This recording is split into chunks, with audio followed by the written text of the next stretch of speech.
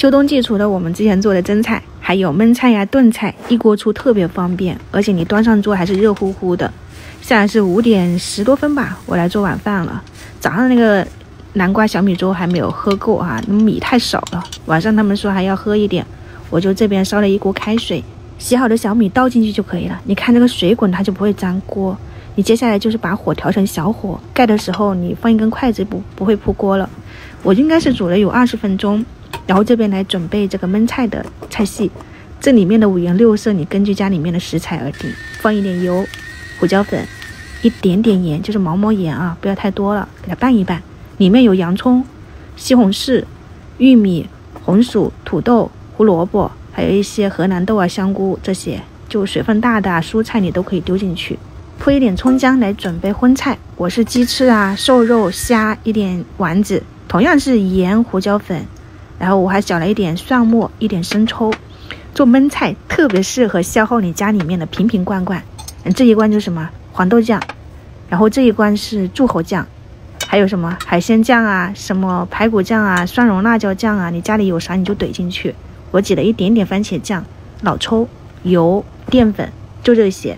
淀粉它放进去以后，它焖出来的肉是很嫩的。这个肉我应该是用的猪腱子肉，就口感又有点嚼劲的之外，它比较嫩。你给它拌均匀，这些酱汁拌均匀就可以了。调味酱，你看我挖的时候，那个勺子每样都只是来了一点点，所以不需要加特别多，它的那个咸味就足够了的。拌均匀，铺在蔬菜上面。没有这些酱怎么办呢？盐、糖、酱油、生抽、蚝油，什么牛肉粉、辣椒粉，你怼进去也是可以的，但一定要加淀粉。接下来的话呢，因为它下面没有水分，你一定要开中小火，慢慢的去焖。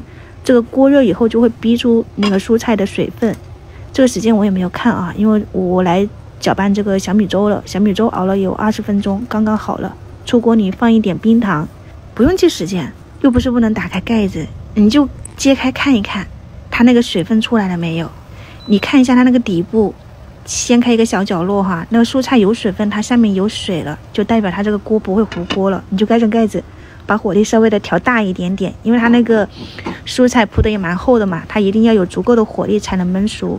焖的过程中，你可以刷刷手机，或者是看看下马厨房，喝个小米粥啥的，打发一下时间，但别离开太久。这个时间可能是10分钟、15分钟、18分钟，你看里面的食材而定。我还放了一碟这个春饼在上面，焖个2-3分钟就软了。揭开以后还可以卷里面的菜呀，裹点汤汁吃，挺不错的，一举两得。你看后面它那个汤汁就越来越多，所有的食材水分都已经逼出来了。今天的焖菜参考一下。